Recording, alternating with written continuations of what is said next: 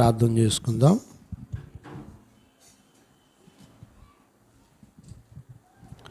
ప్రార్థన. మహాపరిశుద్ధుడైన తండ్రి, ఈరోజు రాత్రి నీ దయను కనికరమును కృపను కనులారా చూచినట్లుగా నీ కృప దయచేయండి. ఈరోజు రాత్రి నీ బిడ్డలతో నాతో మీరు మాట్లాడండి నాయన. నీ శక్తి కలిగిన వాక్కు చేత, ఆత్మ చేత నీ పిల్లలమైన మమ్మల్ని అందరినీ పరిశుద్ధులుగా చేసి మహిమ కలిగిన నీ రాజ్యం కొరకై మమ్మల్ని అందరినీ మీరు సిద్ధపరిచినందుకు స్తోత్రాలు. నీ నామ ఘనత కొరకై సమస్తాన్ని మీరు జరిగిస్తూ నీ చిత్తాన్ని నెరవేరుస్తున్న నీ ప్రేమను బట్టి స్తోత్రాలు. పరిశుద్ధుడైన తండ్రి, ఈ పరిచర్ల వల్ల కలిగిన మహిమ, ఘనత, ప్రభావములన్నీ మీరే పొందినందుకు స్తోత్రాలు చెల్లిస్తూ, వాక్యము నీది, మేమందరము నీ పిల్లలు నాయన. నీ వాక్కు చేత నీ బిడ్డలమైన మమ్మల్ని అందరినీ దర్శించండి. 2వ తిమోతి పుస్తకం 4వ అధ్యాయము 5వ వచనం నుంచి మీరు మాతో మాట్లాడి మమ్మల్ని అందరినీ బలపరిచినందుకు కృతజ్ఞతాస్తుతులు చెల్లిస్తూ యేసయ్య నిన్ను అడిగి పొంది ఉన్నాము తండ్రి, ఆమేన్. ప్రార్థన ఆలకించి కృపనిచ్చి విశ్వాసము ద్వారా జయం పొందినట్లుగా కృపనిచ్చిన యేసయ్యకు స్తోత్రము చేయుదము. స్తోత్రం, స్తోత్రం, స్తోత్రం, స్తోత్రం, స్తోత్రం. తండ్రి, కుమార, పరిశుద్ధాత్మ దేవునికి స్తోత్రము చేయుదము. స్తోత్రం, స్తోత్రం, స్తోత్రం, స్తోత్రం, స్తోత్రం. ఆమేన్. దేవునికి మహిమ కలుగునుగాక. మన ప్రభు అయిన యేసయ్యకు మహిమ, ఘనత, ప్రభావములు కలుగునుగాక. ఆమేన్. చూడండి అన్న, మనము 2వ తిమోతి పుస్తకాన్ని ధ్యానం చేస్తున్నాము. ఇందులో 4వ అధ్యాయము 5వ వచనాన్ని ఈరోజు ధ్యానం చేస్తున్నాము. ప్రభు ఇంచుమించుగా 4 అధ్యాయాలు కంప్లీట్ చేయడానికి దేవుడు మనకెంతో సహాయం చేశాడు. ఈరోజు ఈ 4వ అధ్యాయంలో 5వ వచనం చాలా ప్రత్యేకమైనటువంటి వచనం. ఇది ఎగ్జామ్ పెడితే పాస్ అవ్వడానికి నేర్చుకోవాలంటారు చూసారా, అలా నేర్చుకోవాలి. అంటే చాలామంది అలా నేర్చుకోరు. ఏమనుకుంటారంటే దేవుడు ప్రేమ కలిగినోడు, అంతేనా, దయ కలిగినోడు అనుకుంటున్నారు. ఆయన భయంకరుడైనటువంటి దేవుడు అని కూడా లేఖనాలు రాయబడ్డాయి. ఆయన్ని ప్రేమించడమే మనం చూస్తున్నాం. ఆయన కోపాగ్ని చాలా భయంకరంగా ఉంటుంది. అందుకనే రక్షించబడిన వాళ్ళందరినీ కూడా ప్రభు చెప్పిన మాట ఏంటంటే, మీరు నేర్చుకోండి అని చెప్పాడు. దేవుడు ఇశ్రాయేలు ప్రజలకు ఐగుప్తులో నుండి విడిపించిన తర్వాత ఆయన దగ్గరికి వచ్చినప్పుడు మీరు నేర్చుకోండి అని చెప్పాడు. నేర్చుకోకుండా ఈ భక్తి రాదు. భక్తి ఎప్పుడు వింటే వస్తుంది, కానుకలు ఇస్తే వస్తుంది, మందిరానికి వెళ్తే వస్తుంది అనేది చాలా పెద్ద భ్రమ. కనుక ఎప్పుడు కూడా అలా ఊహించొద్దు. ఇది చాలా ప్రత్యేకమైన వచనం. 5వ వచనం చాలా ప్రత్యేకమైంది. ఇక్కడ పౌలు శ్రమలలో ఉండి మరణపు అంచులకు దగ్గరగా ఉండి తోటి సేవకునికి చివరి మాటలు చెప్తున్నాడు. ఆయన ఇంచుమించుగా ఈ 8వ వచనం వరకు మాట్లాడిన తర్వాత ఆ తర్వాత అంతా కూడా ఇంట్రడక్షన్ మాట్లాడి ముగించేస్తాడు. ఇక 4వ అధ్యాయం కంప్లీట్ అయిపోద్ది. ఈ 4వ అధ్యాయం కంప్లీట్ అయిపోయిన తర్వాత ఇక మరలా పౌలు పత్రికలు ఎక్కడ రాయలా. తర్వాత పౌలు మహిమలోకి వెళ్ళిపోయాడు. ఇంకా ఆయన యాత్ర ముగించబడింది. అంటే చివరి కాలాల్లో, చివరి మరణపు దినాల్లో చివరి మాటలు ఇవి. మరలా చెప్తున్నాను, ఇవి అపోస్తలుడైన పౌలు మాట్లాడిన చివరి మాటలు. ఈ 4వ అధ్యాయం కంప్లీట్ అయిపోయిన తర్వాత ఆయన మహిమలోకి వెళ్ళిపోయాడు. తర్వాత ఆయన ఇక ఈ భూమండలం మీద మరి ఏ విషయాలు కూడా రాయలే. కనుక చాలామందికి చివరి మాటలు అంటే చాలా విలువగా తీసుకుంటారు కదా. పౌలు చివరి మాటలు ఏం చెప్పాడంటే, తోటి సేవకునికి చెప్తున్నటువంటి మాటలు ఇవి. తోటి దైవజనుడికి చెబుతున్నటువంటి మాటలు ఏం చెప్తున్నాడు ముగింపులో అంటే, 4వ అధ్యాయం 1వ వచనం నుంచి 8 వచనాల వరకు, 2వ తిమోతి పుస్తకం 4వ అధ్యాయం 1 నుంచి 8 వరకు 9 ఆజ్ఞలను గురించి చెప్పడం జరిగింది. 4వ వచనం వరకు 5 ఆజ్ఞలు ఉన్నాయి. ఒక్క 5వ వచనంలోనే 4 రకాల ఆజ్ఞలు ఉన్నాయి. మొత్తం 9 ఆజ్ఞలతో అపోస్తలుడైన పౌలు తిమోతికి, ఒక తోటి సేవకునికి ఏ విధంగా సేవ చేసి సంపూర్ణం చేయాలో చెప్పిన మాటలు. ఈరోజు నేను చెప్పాను కదా, రేపు ఎగ్జామ్ పెట్టి ఇందులో ప్రశ్నలు అడిగితే రాస్తారండి, రాయరు. ఎందుకో తెలిసిన, తినటానికి తాగటానికి ఆలోచించుకొని బ్రతుకు తెరువెట్ట అని ఆలోచించి బతికే మంద. ఈ మంద ఎప్పుడు కూడా పరలోకం వెళ్ళదు. మీరేం ఊహించుకోమాకండి, కానుకలిచ్చి భక్తి చేశాను అనుకోమాకండి. ఇలాంటి దేవుని దగ్గర చెల్లం. మనుషులు సంతోషపడతారు, మిమ్మల్ని చూసి మనుషులు సంతోషపడతారు, హ్యాపీ ఫీల్ అవుతారు. దేవుడు ఎన్నడూ కూడా హ్యాపీ ఫీల్ అవడు.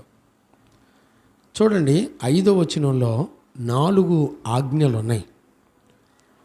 చూడండి, ఒక దైవజనుని దేవుడు మరుగుపరుచుకొని మాట్లాడడం మొదలు పెడితే ఇంకో కొద్ది సెకండ్లో మరణిస్తున్నాడు అన్నా కూడా ఏ విషయాలు వాళ్ళలోంచి బయటకు వస్తాయో తెలిసిన, ఒక తోటివాడు తన జీవితాన్ని, తన పరిచర్ని సంపూర్ణం చేసి దేవాది దేవుని ఎలా కలుసుకోవాలో చెప్తూ ఉంటాడు.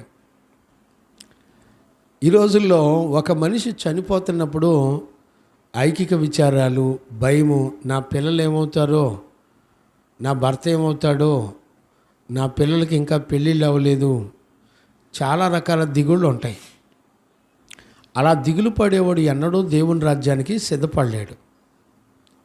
కానీ నీతిమంతుల ప్రయాణంలో వాళ్ళు ముగిస్తున్నా కూడా, వాళ్ళ యాత్ర ముగిస్తున్నా వాళ్ళు ఎలాగుంటారో తెలిసిన, వాళ్ళు దేవుని చిత్తాన్ని మన జీవితంలో, సంఘం యొక్క జీవితంలో సంపూర్ణం చేయబడాలి. భక్తి చాలామంది చేస్తారు, కానీ సంపూర్ణమైన భక్తి చేసేవాళ్ళు వేరు. ఈ రోజుల్లో మనం గుడికి వెళ్ళి వస్తే చాలు, కానుకలు ఇస్తే చాలు, మనం నీటి బాప్తీసం పొందితే చాలు, మనం క్రమం తప్పకుండా ఆరాధిస్తూ పాటలు పాడుతూ చక్కటి, ఇక ఇప్పుడు క్రిస్మస్ టైం కదా, పండగల బ్యాచ్ ఒకటి, లైటింగ్ల బ్యాచ్ ఒకటి. ఎంత దారుణం అంటే, దేవుడు లోకానికి వెలుగు అని చెప్పడానికి లైటింగ్లు పెట్టుకుంటున్నారంటమ్మా. తణుకు తల్లి, అంతేనా, తణుకేనా, కోటనందూరు, అదే కోటనందూరు తల్లి. లైటింగ్లు ఎందుకు పెట్టుకుంటారంటే దేవుడు వెలుగు అంటున్నారు. ఏమండి, సృష్టికర్త అయిన దేవుని యొక్క వెలుగు దైవ గుణ లక్షణాలతో ఉంటుంది. ఈ క్షయమైపోయే లైటింగ్లతో పోల్చుకుంటాడు ఆ దేవుడు ఎక్కడన్నా? లైటింగ్లు ఎందుకంటే ఈ రోజున సేవకులకు కూడా ఆ మాటకు అర్థం తెలియదు. ఇప్పటికీ 1 యోహాను పత్రికలో వెలుగంటే ఏంటో 7 గంటలు ప్రసంగాలు ఉన్నాయి, వినండి. మూర్ఖమైన భక్తి చేయమాకండి. ఈ రోజులో వాక్యం చెప్తున్న సేవకులు కూడా తెలియదు వెలుగంటే ఏంటో తెలియదు. వెలుగంటే లైట్లు పెట్టుకుంటే వెలుగంట, స్టార్లు పెట్టుకుంటే వెలుగంట. మరి ఏ ఊళ్ళో నేర్చుకొని వచ్చారు వీళ్ళంతా? వెలుగు అంటే ఆయన గుణాలే ఆయనకి వెలుగు అని రాయబడింది. ఆయన గుణాలు ప్రపంచానికి వెలుగు. వెలుగుకి చీకటికి సంబంధం ఉండదు అని రాశాడు. ఏ అబద్ధం ఎన్నడూ కూడా వెలుగు సంబంధమైంది కాదు అని రాయబడి ఉంది. ఎవరికి అర్థమైంది? లైట్లు పెట్టి సూర్యచంద్రులతోనూ లైట్లతోనూ కరెంటుతోనూ పోల్చుకుంటారండి వెలుగుని. వెలుగు ఆయన వెలుగై ఉండెను. గమనించారా? మనం ఏం చెప్తాం చెప్పండి? ఒక పరిశుద్ధులు తెల్లని వస్త్రాలు వేసుకోవాలని లేఖనాలు చెప్తే వీళ్ళకున్న తెలివితేటలు నేనేం మాట్లాడలేను కదా. ప్రసంగిలో 9:8 ఉంటాయి. వాక్యం చదివేవాళ్ళు లేరు, చూసేవాళ్ళు లేరు. వాక్యంలో ఉన్నది చెప్పండిరా బాబు అంటే వాక్యంలో లేని ఆచారాలన్నీ సంఘాలకు నేర్పి సొంత మాటలు ఎందుకు? చాలామంది ఇవాళ క్రిస్టమస్లకి హిస్టరీలు చెప్తున్నారు. హిస్టరీలతో మీకు ఎందుకు? అపోస్తులుడైన పౌలు, పరిశుద్ధులు, యేసు ప్రభు దగ్గర ట్రైనింగ్ అయిన వాళ్ళు ఎక్కడన్నా క్రిస్టమస్లు పండగలు ఆచారాలు చేసి సంఘాలకు నేర్పారా? ఎందుకండి అంత మిమ్మల్ని మీరే మోసం చేసుకుంటారు? ఎందుకు? పరిశుద్ధులు అపోస్తులు నేర్పలేదు కదా. మరి ఈ రోజున వేల రూపాయలు ఖర్చులు పెట్టి డ్యాన్సులు వేసి లైటింగ్లు పెట్టి స్టార్లు పెట్టి మరి ఎందుకు వాళ్ళ బాధలు ఏంటో నాకు అర్థం కాదు. పోనీ వాళ్ళు చేసేవాళ్ళు, పాస్టర్ గారు మీరు కూడా చెయ్యండి, ఇదిగో వాక్యాలు, ఈ వాక్యాలు ఉన్నాయి, వీటిని బట్టి చేద్దాం రండి అని నాతో కూడా చెప్పొచ్చు కదా. నేను కూడా నేర్చుకొని మీకులాగా చేస్తాను. అంతేనమ్మా? మరి ఎక్కడ ట్రైనింగ్ అయ్యి వచ్చారో? అపోస్తులు బైబిల్ ఎక్కడన్నా చేసి చూపించారమ్మా? ఇట్లాంటి సంఘాలకు నేర్పారా? రత్నమ్మ, మీరు వాక్యం వింటారు, నోరు తెరిచి ఎవరికి చెప్పరు. ఇదొక మంద. వీళ్ళంతా స్పెషల్ ట్రైనింగ్ టీచర్లు. ఇక రాయప్ప గారు అయితే ఇక ఆయన నోటికి ఎక్కడ చూసినా కానా పీనా అయ్యి. ఏం మాట్లాడతాం? పిల్లలు నేర్చుకునే వాళ్ళు లేరు, సత్యం పక్షాన నిలబడి మాట్లాడేవాళ్ళు లేరండి. సరే, మంచిది. ఒక దైవజనుడికి ఏ సంగతులు నేర్పుతున్నాడు? శ్రమలు ఉన్నాయి. సంఘము వెలుపల క్రైస్తవులు అంటే శ్రమలు ఉన్నాయి. తీసుకెళ్ళి జైల్లో వేసి చంపేసేటువంటి కాలాలు. సంఘము లోపల దుర్బోధకులు ఉన్నారు.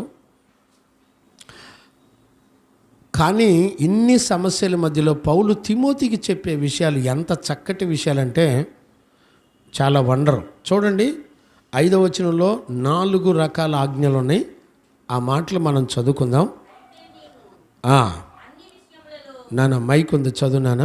అయితే నీవు అన్ని విషయములలో మితముగా ఉండుము, శ్రమపడుము. అన్ని విషయాల్లో ఒకటి మితంగా ఉండాలంట దైవజనుడు. అంత్య దినాల్లో ఒక దైవజనుడు ఎలాగుండాలో చెప్తున్నాడు పౌలు తిమోతికి. ఏమని చెప్తున్నాడంటే, తిమోతి, నువ్వు అన్ని విషయాల్లో మితముగా ఉండు అన్ని విషయాల్లో అనే మాటకు ముందల ఏమని రాయబడి ఉందంటే అయితే అని రాయబడి. అయితే అంటే ఏంటి? పైనున్న వచనాల్లో ఉన్న జీవితం నువ్వు చేయమాకు తిమోతి, నువ్వు పైనున్న విధంగా ఉండమాక. అయితే నువ్వెట్ట ఉండాలి అంటే నువ్వు ఎలాగుండాలో చెప్తున్నాడు. అన్ని విషయాల్లో నువ్వు మితంగా ఉండు. పైన ఏ విషయాలు చెప్పబడ్డాయి? 3-4 వచనాల్లో ఒక కాపరి గురించి చెప్పలా. అక్కడ 3-4 వచనాల్లో సంఘము లేకపోతే ప్రజలను గురించి మాట్లాడినటువంటి విషయాలు. 3-4 వచనాల్లో ప్రజలు ఎలాగున్నారంట? తమ కొరకు కాపరులను ఏర్పరచుకునేవాళ్ళు. చూడండి, అక్కడ ఉన్నటువంటి సంఘం అంతా కూడా ఎలాంటి సంఘం అంటే కాపరి చేతి కింద ఉండి నడిపించబడేటువంటి సంఘ పిల్లలు కాదు. వాళ్ళెవరో తెలిసిన? వాళ్ళందరూ కాపరినే తమ కొరకు ఎన్నిక చేసుకునేటువంటి బ్యాచ్. చూసారా? అంటే ప్రజలు ఏం చెబితే అది చేసే పాస్టర్. అంతేగాని దైవజనుడు ఏది చెప్తే అది సంఘం చేసే సంఘం కాదు అది. ఇప్పుడు తిమోతితో పౌలు చెప్తాడు, బాబు అయితే 5వ వచనంలోకి వచ్చేపటికి అయితే అంటే పైనున్న వాళ్ళతో నువ్వు ఎలాంటి సంబంధం కలిగి ఉండొద్దు అని చెప్పి 5వ వచనాన్ని స్టార్ట్ చేశాడు. మనం అక్కడ వరకు 4వ వచనం వరకు గత లాస్ట్ సెక్షన్లో అన్నీ తెలుసుకున్నాం. మొదటి అధ్యాయం నుంచి ఇంచుమించుగా ఇప్పటికే 31 గంటలు టాపిక్ ఇది మాట్లాడాం. నేను ఈరోజు కౌంట్ చేశాను, ఇది 31వ సెక్షన్ ఈ 2వ తిమోతి. అంటే సుమారు గంటంబావు అట్లా మాట్లాడడం మొదలు పెడితే సుమారుగా ఇది 31 సెక్షన్లో, దీంతో 31. 2వ తిమోతి పుస్తకం మొత్తం ఇంకొక 4 సెక్షన్లు వస్తుందని నేను అనుకుంటున్నాను. అంటే సుమారుగా 35-36 సెక్షన్లు అవుతుంది అనుకుంటున్నా మొత్తం 2వ తిమోతి. ఇవన్నీ కూడా యూట్యూబ్లో ఉన్నాయి, వినండి. ఈ 5వ వచనం చాలా విలువైన వచనం. ఈ 9 ఆజ్ఞలు కలిగింది.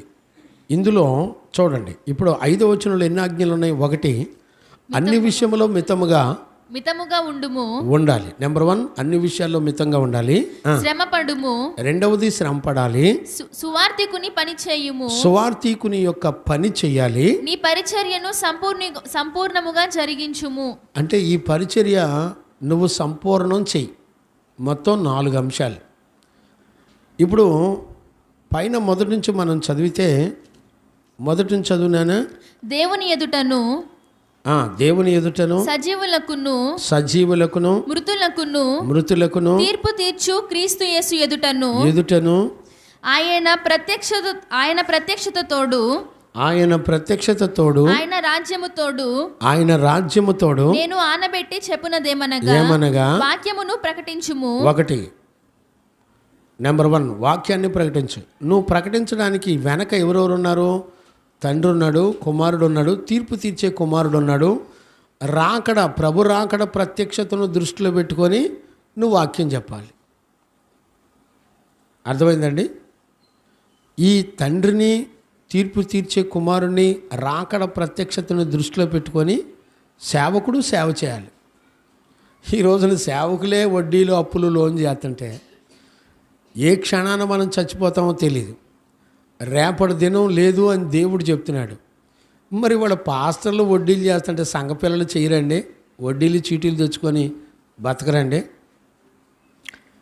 రాకడను దృష్టిలో పెట్టుకొని సేవ చేయాలట. దేవుని ఎదుట అనే మాట వెనకున్న ఆలోచన ఏంటో చెప్పన? దేవుని మాట భూమి ఆకాశాలు గతించిన ఒక పొల్లు సున్నా కూడా పోదు. భూత భవిష్యత్ వర్తమాన కాలాల్లో జరిగేటువంటి విషయం. దేవుని ఎదుట అంటే ఒక సేవకుడు భూత భవిష్యత్ వర్తమాన కాలాల్లో సరిపడిన సేవ దేవుడు ఆ దైవజనుడి చేత చేయించుకుంటాడు. ఈ సేవలో అరణ్యంలో నిన్ను నడిపించవచ్చు. చూసారా? ఏ ఆహారం దొరకని పరిస్థితుల్లో నడిపించవచ్చు.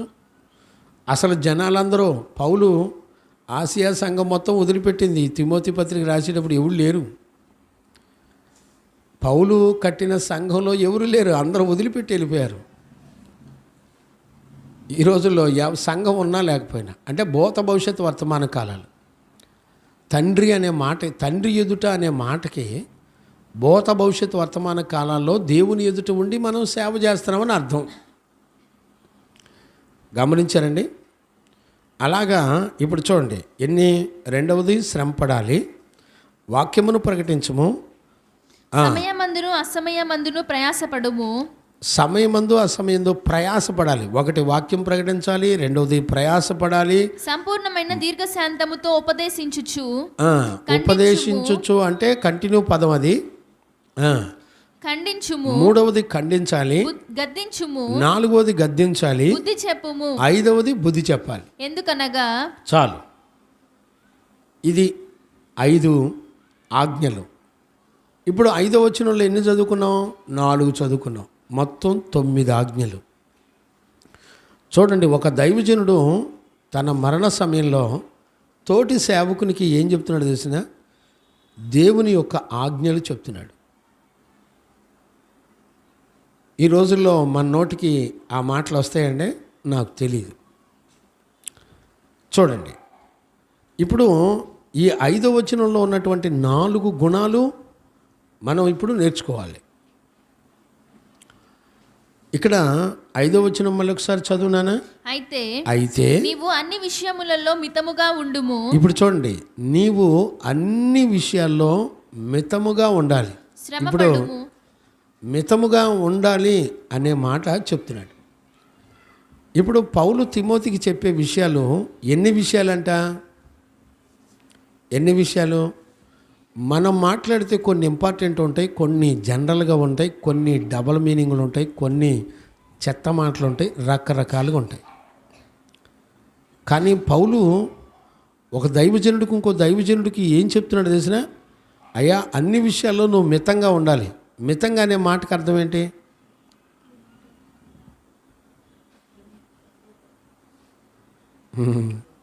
మితంగా తినాలంటే ఎంతవరకు నీకు అవసరమో అంతవరకు అన్న మీనింగ్ వస్తుంది. వాస్తవంగా ఇక్కడ హీబ్రూ భాషలో రాయబడిన మాటకు అర్థం వేరు. నెఫో అని ఉంది. నెఫో అనే మాటకి అర్థం ఏంటంటే నీవు మత్తుడవు కాక. ఒక అద్భుతమైన విషయం చెప్పనా? వాడుక భాష బైబిల్లో ఉందండి ఈ పదం. నేను వాడుక భాష బైబిల్ తిరిగే చదువుతుంటే అక్కడ ఏమనుందంటే మత్తుగా నువ్వు ఉండొద్దు అంటున్నాడు. అంటే అర్థం ఏంటి?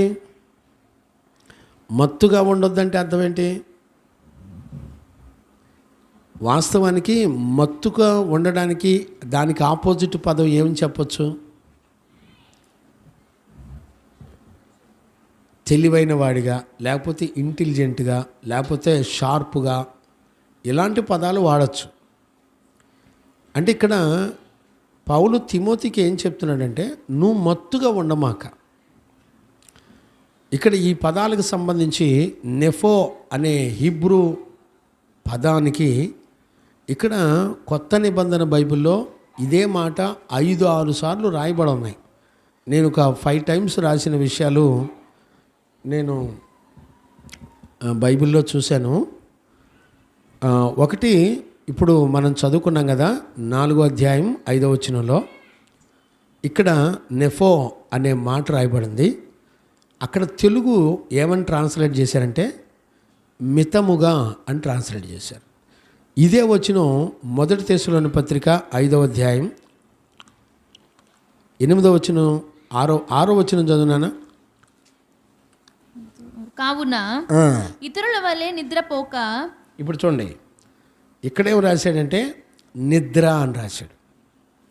అంటే ఇప్పుడు నేను చెప్పేది ఏంటంటే నెఫో అనే పదాన్ని ఇక్కడ 1 తెస్సలోని పత్రిక 5-6వ వచనంలో కూడా అదే పదం రాశారు, నెఫో. ఇక్కడ 2వ తిమోతి 4:5లో కూడా నెఫో అని రాశారు. అంటే నెఫో అనే పదానికి తెలుగు అర్థాలు ఏమేమి వచ్చినాయి అంటే, ఒకటి మితముగా, రెండవది నిద్ర, మూడవది 8వ వచనం చదువునానే మనము పగటి వారమై ఉన్నాము గనుక. ఇప్పుడు చూడండి, పగటి వాళ్ళ వలె. చూడండి, పగటి వాళ్ళు అనే మాటకి ఏంటంటే నిద్రకు ఆపోజిట్ మాట. మత్తుగా అంటే నిద్ర వలె. గమనించారా? ఇప్పుడు పగటి వారి వలె ఉండాలి. అలాగే 1 పేతురు పత్రిక 1:13 కూడా చదువునానా? కాబట్టి ఈ మనసు అను నడుము కట్టుకొని నిబ్బరమైన బుద్ధి గలవారై. ఇప్పుడు చూడండి, నిబ్బరమైన బుద్ధి అంటే ఏంటి? There is a right mind అంటే అర్థం ఏంటి? రైట్ మైండ్ అంటే అర్థం ఏంటి? నువ్వు ఎక్కడికి వెళ్తున్నావో నీకు తెలిసి ఉండాలి, అక్కడ ఏం జరిగిద్దో నీకు తెలిసి ఉండాలి, మరలా నువ్వు ఎప్పుడు బ్యాక్ అవుతావో నీకు తెలిసి ఉండాలి. అంటే నీకేం అర్థమై ఉండాలంటే A to Z అంటే భూత భవిష్యత్ వర్తమాన కాలాలు తెలిసిన వాడవై ఉండాలి. దాన్నే రైట్ మైండ్ అంటారు. అర్థమైందండి? అంటే క్లియర్గా ఉండేటువంటి మైండ్. అంటే ఇప్పుడు ఏదైనా ఒక పని చేశారనుకోండి, ఏదైనా మంచి, ఇప్పుడు ఆడపిల్లలు బిర్యానీ చేశారనుకోండి, అక్క వండిందంటే ఎప్పుడు చెడిపోదు. అంటే ఆమె ఒక వంటకం విషయంలో చాలా క్లియర్ మైండ్ కలిగి ఉండాలి. అంటే ఇప్పుడు ఒక నెఫో అనేటువంటి పదాన్ని తెలుగు భాషలో, హీబ్రూ పదాన్ని తెలుగు భాషలో ఎన్ని రకాలుగా రాశాడు? ఒకటి మితముగా ఉండాలని రాశాడు, రెండవది నిద్రపోక అని రాశాడు, మూడవది నిబ్బరమైన బుద్ధి కలిగి ఉండాలి అని రాశాడు. చూడండి, ఇక్కడే మొదటి పేతురు పత్రిక 5:8 కూడా చదువునానా? నిబ్బరమైన బుద్ధి గలవారై మెలకుగా ఉండుడి. చూడండి, నిబ్బరమైన బుద్ధి కలిగి ఉండి మెలకుగా ఉండాలి. గమనించారండి? అలాగే మొదటి పేతురు పత్రిక 4:7 కూడా చదువునానా? అయితే అన్నిటి అంతము సమీపమై ఉన్నది కాగా మీరు స్వస్థ బుద్ధి గలవారై. ఇప్పుడు చూడండి, స్వస్థత బుద్ధి అనే మాట దగ్గర కూడా నెఫో అని రాయబడింది. అంటే ప్రస్తుతానికి నేను 5 వచనాలు మాత్రమే చూశానులేండి. ఇంకా కొన్ని సందర్భాలు తగిలితే తగలొచ్చు అని నేను అనుకుంటున్నాను, నా మనసులో, నాకు తెలీదు. అంటే హీబ్రూలో ఒకే పదానికి తెలుగులో ఎన్ని రకాలుగా మాట్లాడారో చూడండి. ఎన్ని రకాలుగా మాట్లాడారు? ఒకటి మితముగా అనే మాట మాట్లాడారు, నిద్రపోక అనే మాట్లాడారు, నిబ్బరమైన అని మాట్లాడారు, తర్వాత స్వస్థ బుద్ధి కలిగిన వారై అని మాట్లాడారు. మితముగా, నిద్రమత్తు, నిబ్బర బుద్ధి, స్వస్థ బుద్ధి, మొత్తం 5 పాయింట్లు నేను రాశాను. అంటే మితముగా అనే మాట వెనక ఇప్పుడు ఎన్ని స్వభావాలు ఉన్నాయి చెప్పండి? మితముగా, నిద్రమత్తులు కాక, చూడండి, నిబ్బరమైన బుద్ధి కలిగి, లేకపోతే మత్తుగా, చూసారా? మితముగా, నిద్ర మత్తుగా, నిబ్బరమైన, స్వస్థత బుద్ధి అనే మాటలు మనం చూడగలుగుతున్నాం. అంటే ఇప్పుడు పౌలు తిమోతికి ఏం చెప్తున్నట్టు లెక్క? ఇప్పుడు ఈ 5 మాటలు మనం తీసుకున్నాం కదా. పౌలు తిమోతికి ఏ ఉద్దేశంతో చెప్తున్నాడు? ఇప్పుడు ఒక దైవజనుడు ఎలా ఉండాలని చెప్తున్నాడు అంటే నిద్రమత్తుగా, అంటే ఒక పద్ధతికి ఎడిట్ అవ్వద్దు. నువ్వు ఒక పని చేస్తున్నావంటే నీకు తెలిసి పని చేయాలి. అంటే ఇప్పుడు నువ్వు చేసే పని ఏంటో నీకు తెలియాలి, అది నిన్ను ఎక్కడికి తీసుకెళ్తుందో నీకు తెలియాలి, నీ ముగింపు ఏంటో నీకు తెలియాలి. అర్థమైందా? నీ ప్రారంభం, నీ మిడిలు, నీ ముగింపు నీకు మొత్తం పర్ఫెక్ట్గా, నీ మైండ్లో పర్ఫెక్ట్నెస్గా నీకు ఒక పని ఖచ్చితంగా చేయాలి. ఇది పౌలుకున్నటువంటి ఇంటెన్షన్. ఇప్పుడు ఈ మాట నేను మీకు చెప్తాను, మీరు నేర్చుకొని ఎగ్జామ్ పెడితే రాసి పాస్ అవుతారండి? సురేష్ గారు నేర్చుకొని పాస్ అవుతారా? మీ అబ్బాయికి నేను ఎగ్జామ్ పెడతాను, నేర్చుకొని పాస్ అవుతాడా? ఏమో. ఈ రోజున దేవుడు మనకి ఏర్పరిచినటువంటి పరిశుద్ధ క్రమాలు చూసేవాళ్ళు ఎవరు లేరండి. ఇవాళ రోజున ఎంత భయానకంగా ఉన్నారంటే పరిస్థితులు, అంత భయానకంగా ఉన్నారు. చూడండి, ఈ మితముగా అనే మాట పౌలు కొరింథీ సంఘానికి కూడా రాశాడండి. ఆ మాట కూడా నేను చదువుతాను, చూడండి. అది చదవండి నాన్న. మొదటి కొరింథీ పత్రిక 9వ అధ్యాయము 25వ వచనాన్ని మనం చదువుకోవచ్చు. మరియు అఖిలమ్మ, నీకు దెయ్యాలు పని చేయకుండా ఉండవు అనుకుంటా.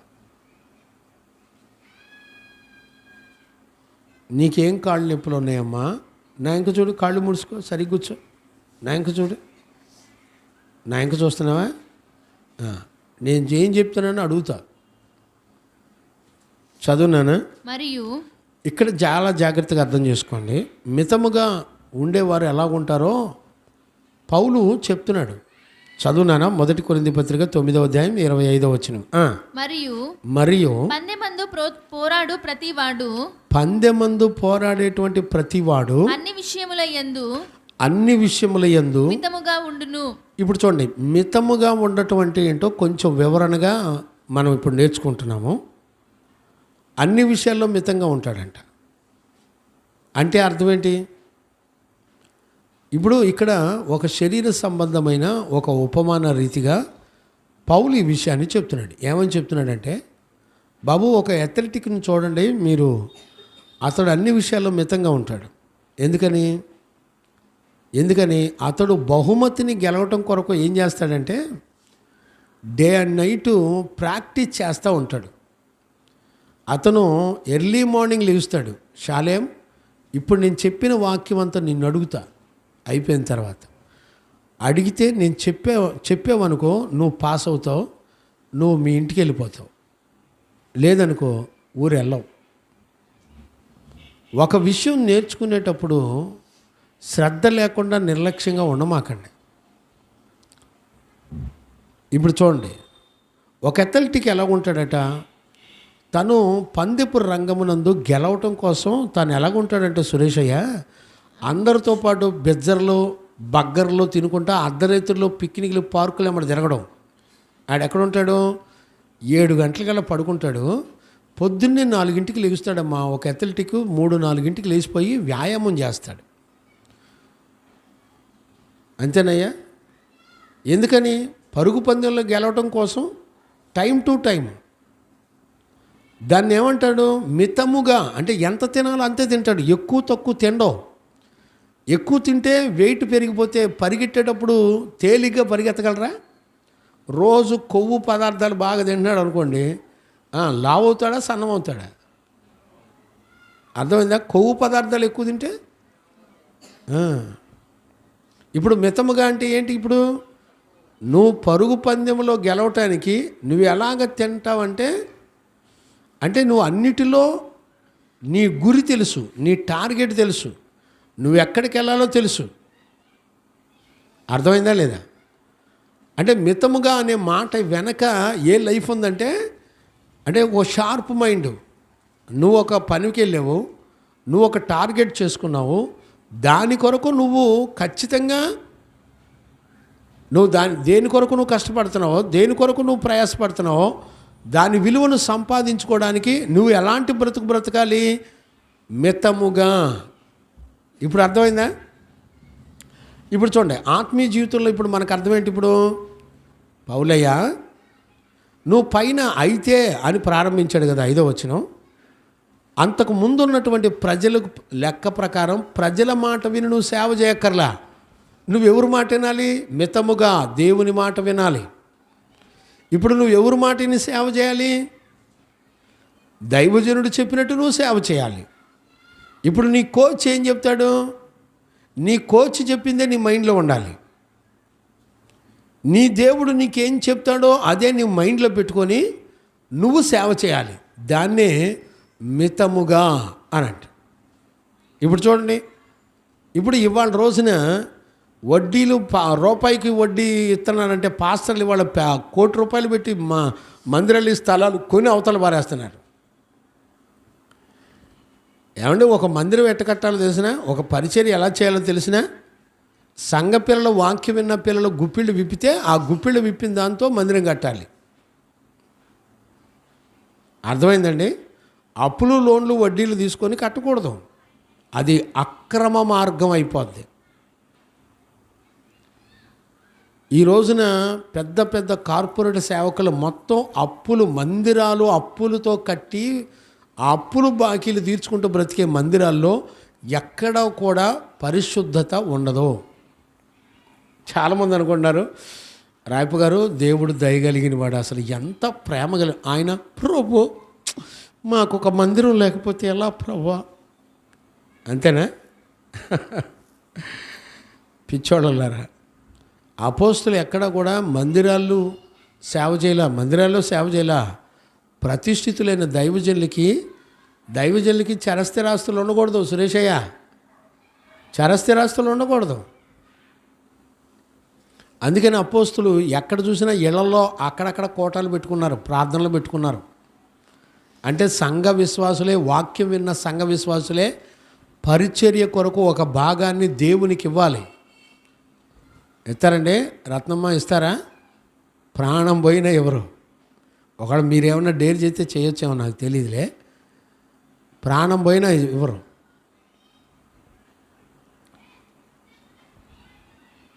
నానా అదే ఎబినేజర్ అయ్యా, నీ ఆస్తిని ఒక భాగం వాటా పరిశుద్ధ పరిచర్కి, నీ ఆస్తి 10 కోట్లు అనుకో, పరిశుద్ధ పరిచర్కి నీ వాటా దేవునికి కూడా వాటా ఎత్తారు ఎవడన్నా? ప్రాణం పోయిన ఎరు. శ్రేష్టమైన ఫలాల్లో భాగం అంటే నీకు ఏది శ్రేష్టమైందో వాటిలో భాగం పరిశుద్ధ పరిచర్కి ఇస్తే, ఇవాళ రోజున సేవకులు ఎన్నడూ కూడా లోన్ లెంక వడ్డీ లెంక చూడరు. చూస్తారా? ఇప్పుడు లోన్ లెంక వడ్డీ లెంక చూసేటట్టు చేసేది ఎవరు? సంఘ పిల్లలే. అందుకనే పౌలు రాసేటప్పుడు ఆ 3-4 వచనాల్లో ఉన్న బ్యాచ్ ప్రజలు ఆళ్లే. 3-4 వచనాల్లో రాసిన బ్యాచ్ ప్రజలు ఆళ్లే. వీళ్ళు ప్రజలు మెయింటైన్ చేస్తారు సేవకుడిని. ఎప్పుడూ సేవకుడు సంఘాన్ని మెయింటైన్ చేయడు. అయితే నువ్వు అలాగుండకాన్ని ప్రారంభించి 5వ వచనంలో చెప్తున్నాడు, నువ్వు మితంగా ఉండు. అంటే నీ టార్గెట్ ఏంటి? పరిశుద్ధ సియోన్. మనందరం పరలోక రాజ్యంలో ఉండాలి. ఇప్పుడు మన టార్గెట్ పరలోకం అయినప్పుడు నువ్వు ఎలాగుండాలంటే మితంగా ఉండాలి. ఎవడు చెప్తే వాడి మాటలు వినమాక. నీకు పరిశుద్ధులు సేవకులు ఉపదేశంలో లేఖనాలు ఏం చెప్పారు? క్రిస్మస్కి గుడ్ ఫ్రైడే ఈస్టర్లో క్రిస్మస్లు చేయమని చెప్పాడమ్మా, చెప్పండి. మరి వాళ్ళ సంఘాల్లో ఎందుకు చేస్తున్నారు?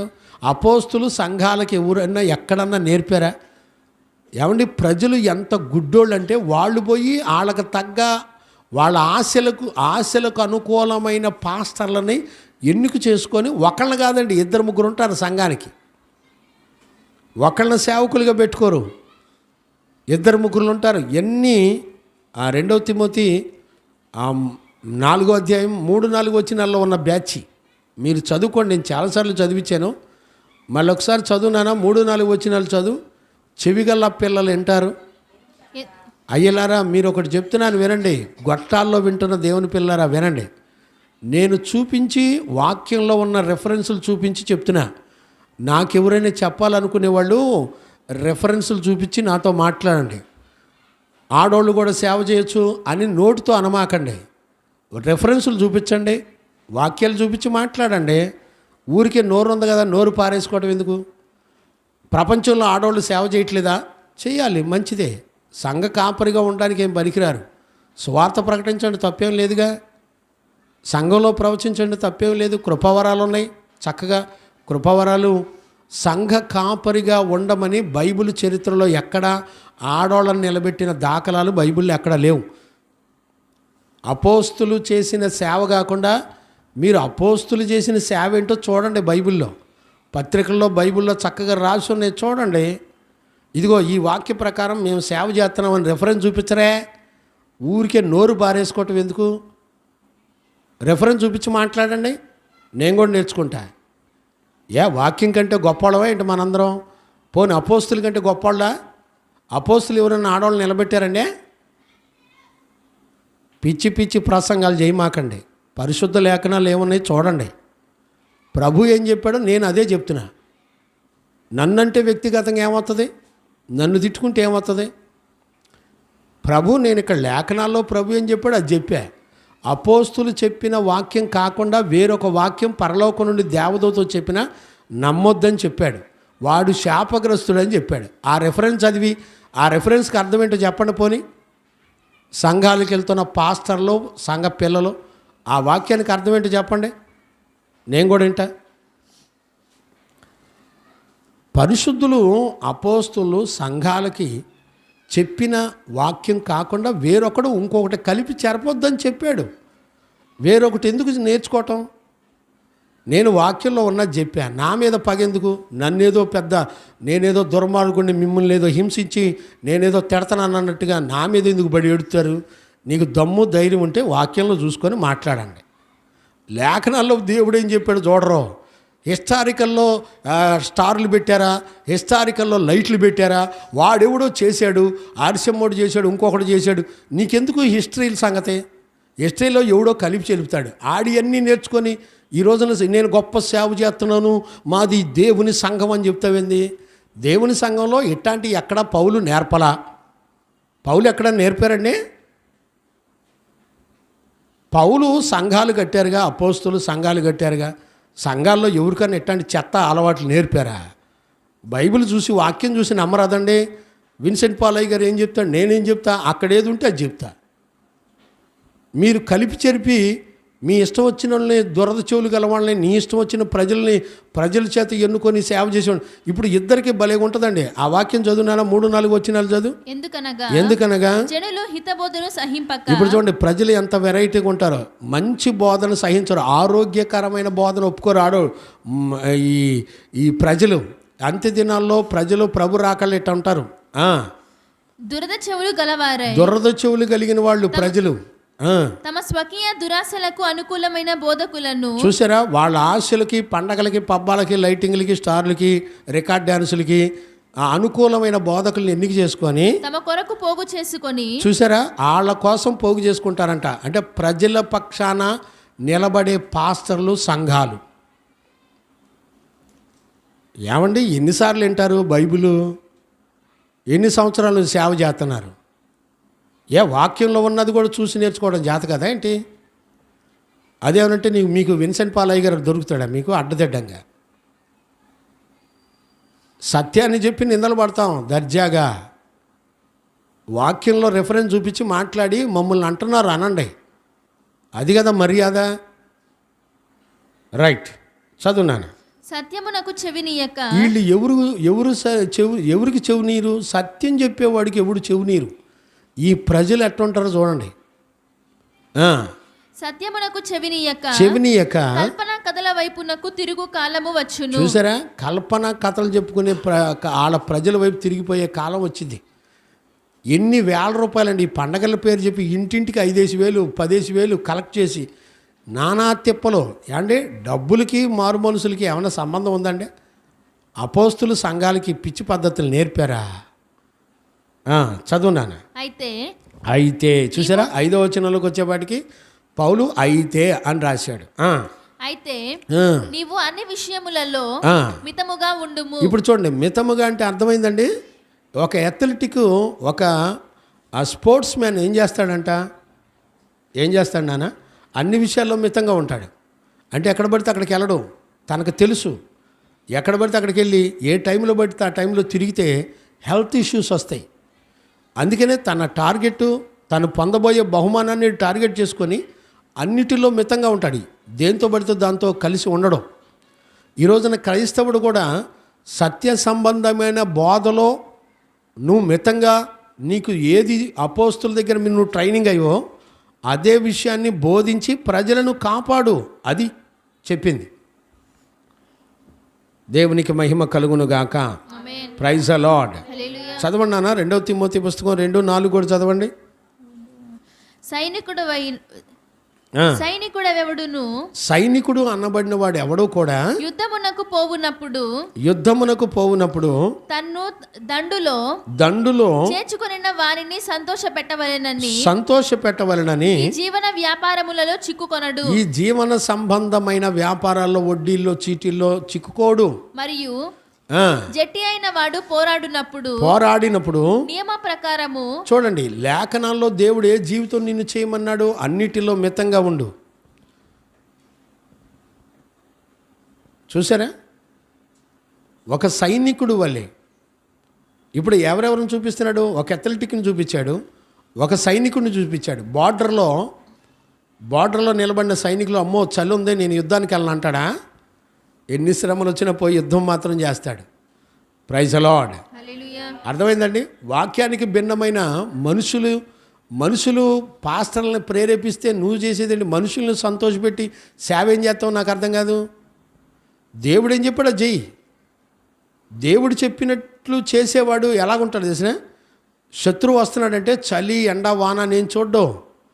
అతను సైనికుడు, ఎందులోనూ చిక్కుకోకుండా ఫర్ ఎవర్ ఎప్పటికీ రెడీగా ఉంటాడు. బీ అలర్ట్గా ఉంటాడు. బీ అలర్ట్గా ఉండటమే మితముగా ఉండటం అంటే అర్థం. ఈ రోజున క్రైస్తవులు అలర్ట్గా ఉంటారండి. చిన్న శోధనతో జయించడం చేత కాదు. ఇంతవరకు కానుకలు ఇస్తారు, ప్రార్థన చేస్తారు, బలలో చేస్తారు, శుద్ధీకరించుకుంటారు, అన్నీ చేస్తారు. కానీ ఏదైనా చిన్న సమస్య వస్తే నీ ఇష్టం వచ్చి ఎదురు కూర్చుంటే దానికోసం ఎన్ని త్యాగాలైనా చేస్తున్నావు. నీ ఇష్టాన్ని చంపుకునే జీవితం మాత్రం చేయట్లే. నీ మనసుకు తోచింది శాలేం, నీకు ఇంటికి వెళ్ళాలనిపిస్తుంది, అది చేయటానికే నువ్వు కాసు పెట్టుకొని కూర్చుంటావు. దైవజనులు దేవుడు ఏం చెప్తున్నాడు, ఇన్ని వాళ్ళు ఉంటారండి? ఉండరు. వీళ్ళు మితము లేని వాళ్ళు, వీళ్ళు జీవన సంబంధమైన వాటిలో చిక్కుకుపోతారు. సైనికుడు ఎన్నడో చిక్కుపడ్డాడు. అలాగే మూడవదిగా వ్యవసాయకుని గురించి పౌలు మాట్లాడాడు. అక్కడే కింద చదువుకోండి, టైం లేదు, నేను ముందుకెళ్ళాలి. వ్యవసాయకుడు ఏం చేస్తాడు చెప్పండి? ఎంత చక్కటి మాట చదువునానా?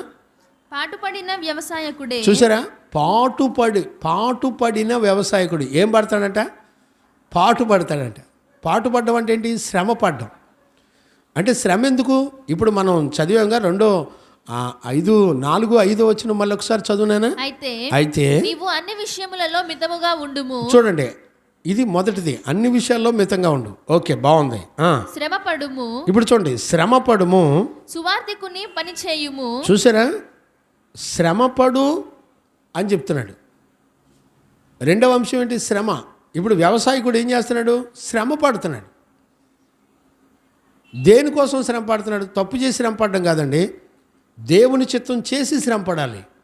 వాక్యంలో ఉన్నట్టుగా చెబితే నీకు విపరీతమైన శ్రమలు వస్తాయి. ఎందుకు శ్రమలు వస్తాయి చెప్పండి? పౌలుకి ఎందుకు శ్రమలు వచ్చినాయి? పోని. తిమోతికి ఎందుకు శ్రమలు వచ్చినాయి? పోని. ఆ రోజుల్లో సంఘాలకు ఎందుకు శ్రమలు వచ్చినాయి?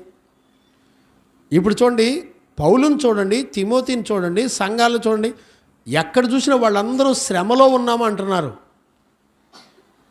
ఒక సేవకుడికి శ్రమ తర్వాత వచ్చేది ఏంటో తెలిసిన? నిత్య మహిమతో కూడినటువంటి దేవుని రాజ్యం. శ్రమ పడకుండా దేవుని రాజ్యం రాదు. ఒక వ్యక్తి తన యాత్ర ముగింపులో మహాశ్రమను అనుభవిస్తూ ఉంటాడు. సుఖభోగాలు కాదు అనుభవించేది, సుఖభోగాలు అనిపించి చచ్చిపోవడం కాదండి. పరలోక రాజ్యానికి సిద్ధపడేవాడు. ఇప్పుడు పౌలు సువార్తను బట్టే కదా శ్రమ పడింది.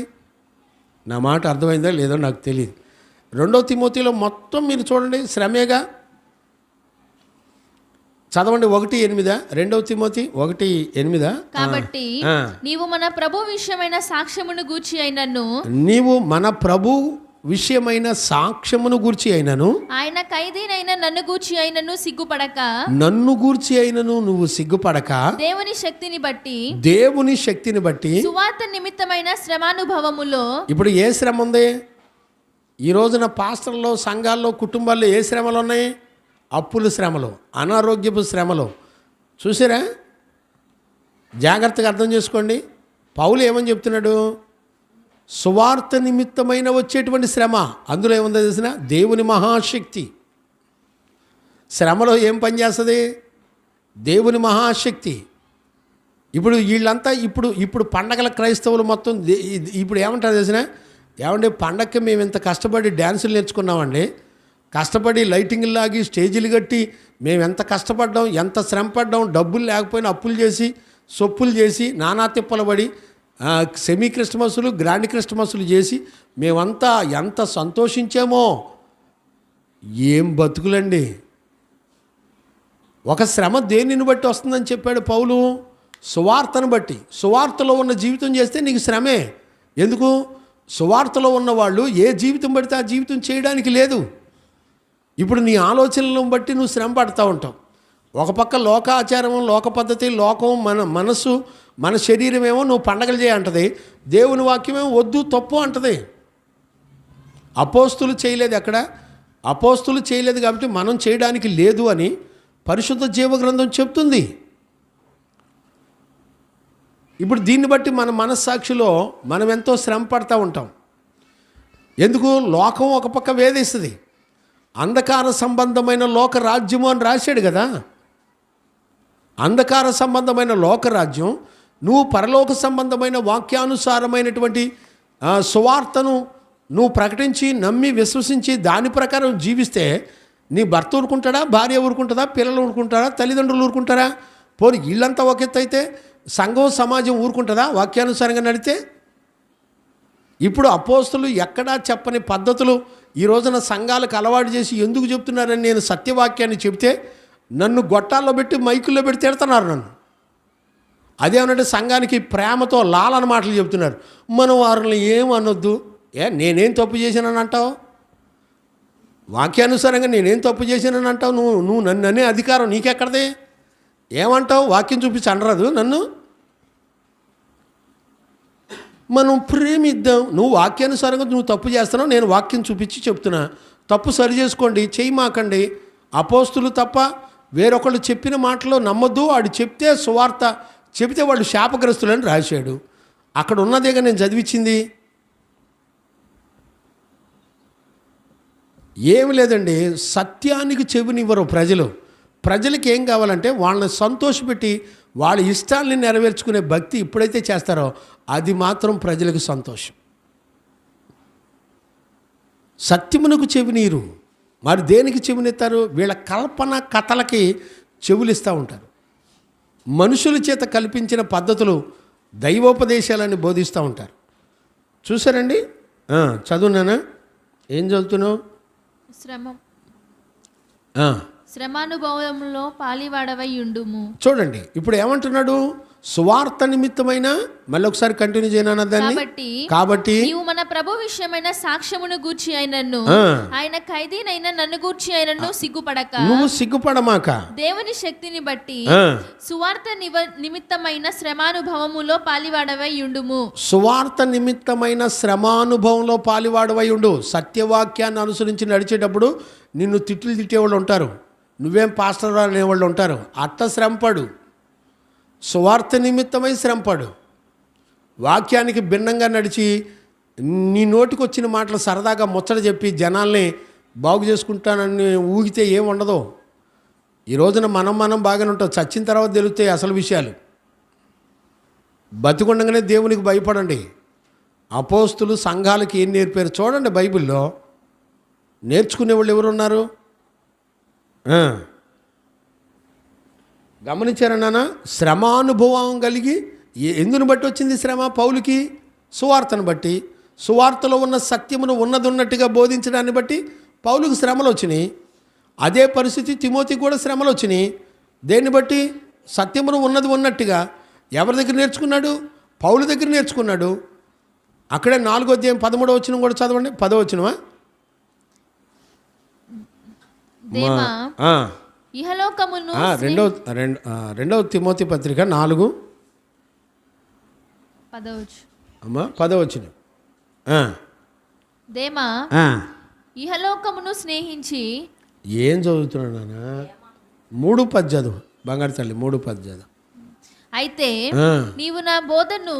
అయితే తిమోతితో ఏమంటున్నాడు పౌలు? నీవు నా బోధను, నా ప్రవర్తనను. ఇప్పుడు నా బోధ అనే మాట వెనక ఎవరున్నారు? తండ్రి ఉన్నాడు, తీర్పు తీర్చే కుమారుడు ఉన్నాడు, రాకడ ప్రత్యక్షతను కలిగిన వాడిగా బోధించాడంట పౌలు. గమనించారా? ఇప్పుడు ఎగ్జాక్ట్లీ అదే విషయాలు తిమోతి కూడా నేర్చుకుంటున్నాడు. ఎలాగా? చదువు. అయితే నీవు నా బోధను, నా ప్రవర్తనను, నా ఉద్దేశమును, నా విశ్వాసమును, నా దీర్ఘశాంతమును, నా ప్రేమను, నా ఓర్పును, ఈకొనియ, లుస్త్రా అను పట్టణాల్లో నాకు కలిగినట్టి హింసలను. చూసారా? నాకు కలిగినట్టి హింసలను, ఉపద్రవములను తెలుసుకొనిన వాడవై నన్ను వెంబడించితివి. చూసారా? తెలుసుకొని వెంబడించాడు. అంటే ఇప్పుడు తిమోతి కూడా ఏం చేస్తున్నాడు? వెంబడించితివి. అట్టి హింసలను సహించితివి గాని. ఏ హింసలు సహించాడు పౌలు? ఇవన్నీ ఎవరు తెలుసుకున్నారు? తిమోతి కూడా తెలుసుకున్నాడు. ఇప్పుడు సంఘం కూడా తెలుసుకుంది. నాలో ఉన్న పోరాటములు ఎక్కడ? 1 తిమోతి 4, 2 తిమోతి 4:7 ఏమనుంది? అది కాదు నాన్న. 1:18 చూడండి, లేకపోతే 17. నాలో ఉన్న పోరాటంలో నీలో కూడా ఉన్నందున 1 తిమోతి 1:18.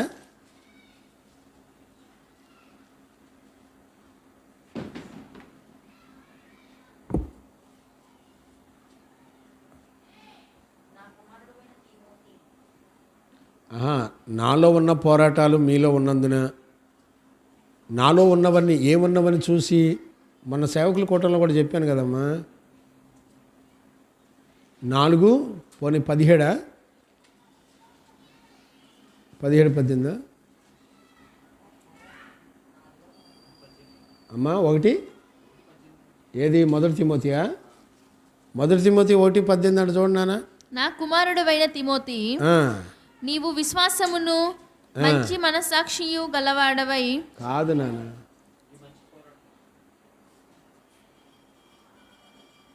చూసారా దెయ్యం ఎట్ట ఇది చేస్తుందో. నాలో ఉన్నవని మీరు చూచి నాలో ఉన్న పోరాటములు మీరు కూడా కలిగి అమ్మా చెప్పమ్మా, లైవ్లో పిల్లలు చెప్పండి.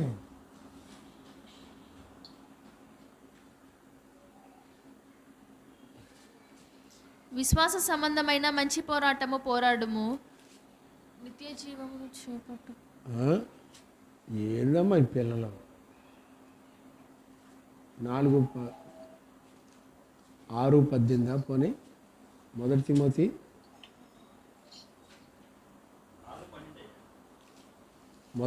6:12. నాలో ఉన్నాయని అంటాడు చూడమ్మా.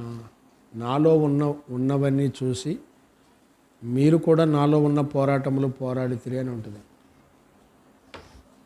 ఫిలిప్పీలోనా 1:18.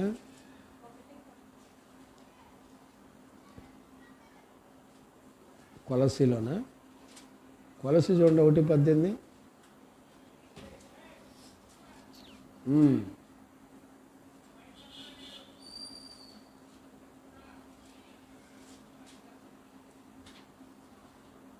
నాలో ఉన్నట్టు ఏంటో ఈ పిల్లలు. సరే, శత్రువు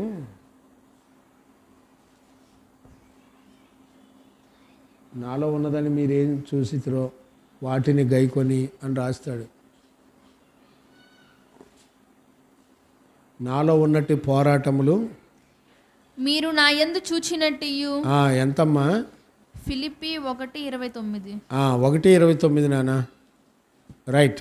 ఏలయనగా మీరు నా యందు చూచినట్టు.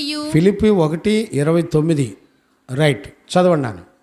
మీరు నా యందు ఉన్నట్టిది చూచినట్టు నా యందు ఉన్నదని నా యందు ఉందని మీరు ఇప్పుడు వినుచున్నట్టు పోరాటము మీకును కలిగి ఉన్నందున. అంటే ఇప్పుడు సంఘం కూడా పోరాడుతుందా లేదా?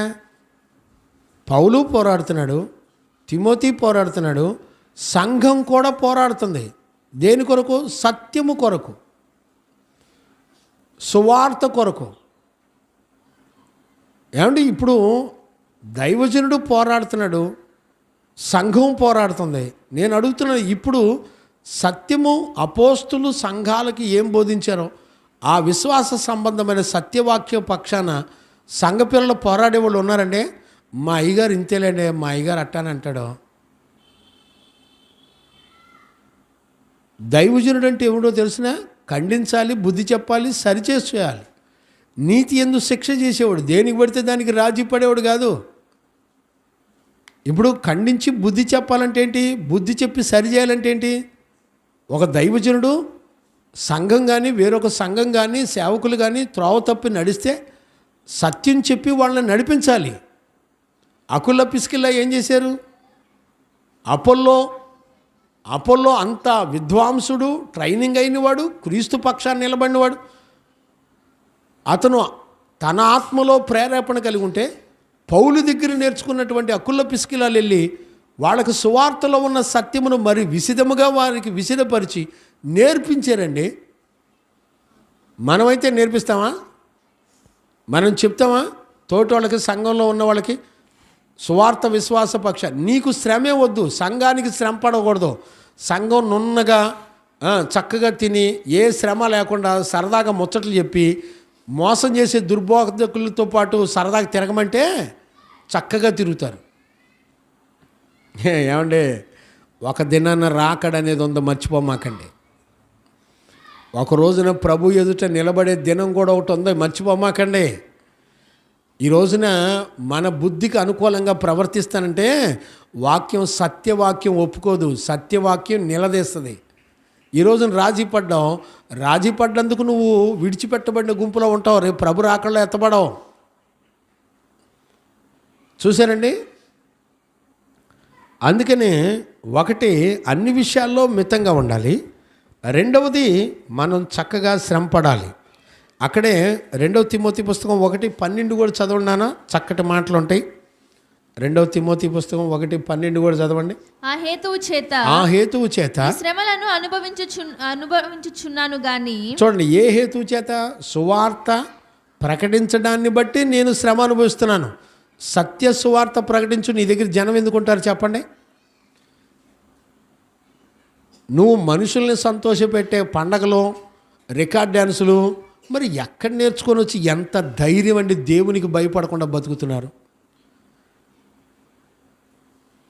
మేము చేసేది నువ్వు కల్పించుకోలేనిపోయిన ఆచారాలు ఎందుకండి? ఎవడో చేశాడు, ఎవడో ఫారినర్స్ చేశారు, మేం చేస్తాం ఎందుకు నాన్న? మీకు పరిశుద్ధుల అపోస్తులు సంఘాలకి ఏం నేర్పారు? నువ్వు నేనేం నేర్చుకోరా? వాళ్ళని దేవుడు పరలోకం అప్రూవల్ చేసింది, ఒప్పుకుందా నాన్న? పరలోకం ఒప్పుకుంది బిడ్డ. అపోస్తులు చేసిన పరిచర్యను ఒప్పుకొని వాళ్ళని బతికుండగానే పరలోకం అంగీకరించింది. సాక్ష్యం చెప్పాడు పౌలు ఎఫెసీ సంఘం గురించి సాక్ష్యం చెప్పాడు. మీరు బ్రతికుండగానే పరలోక రాజ్యంలో మీరు ఉన్నట్టుగా నేను చూశానని పౌలు సంఘం గురించి సాక్ష్యం చెప్తున్నాడు.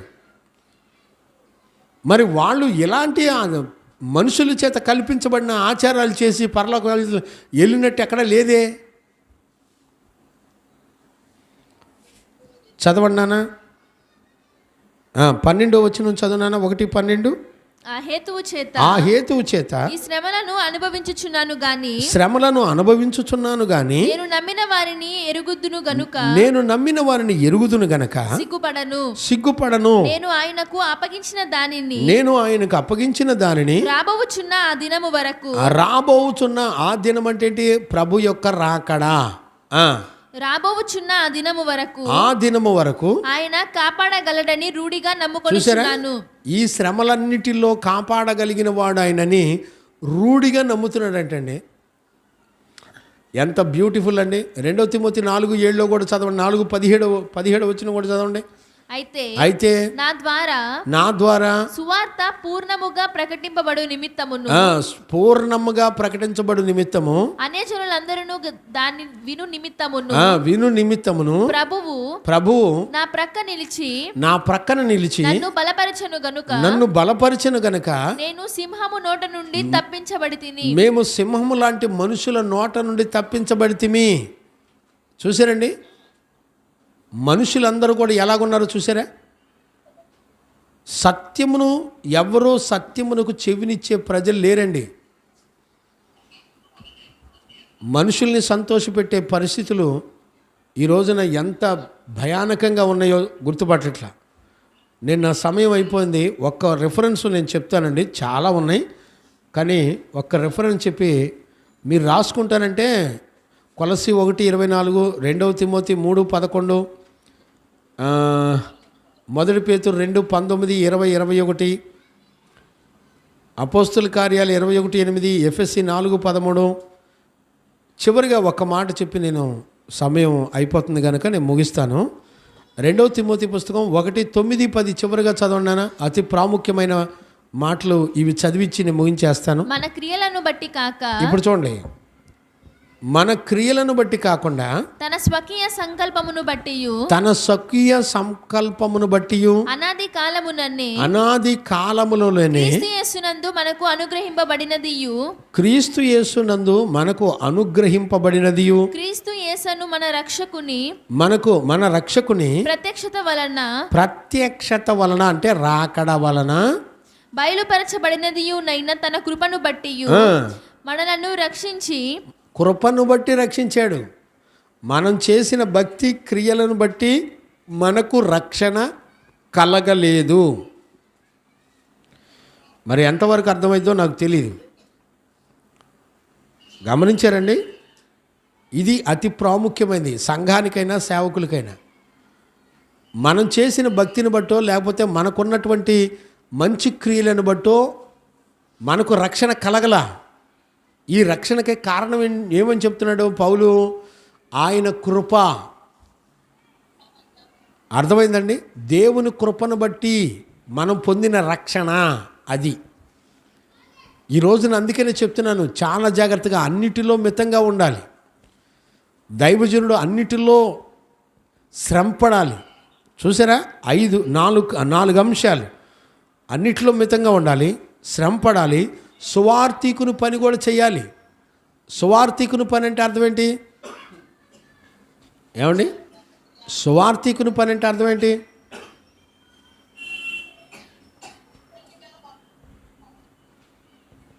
అయ్యా దానియేలు నానా మ్యూట్లో పెట్టండి. మా లైవ్లో ఉన్న పిల్లలు మ్యూట్లో పెట్టండి.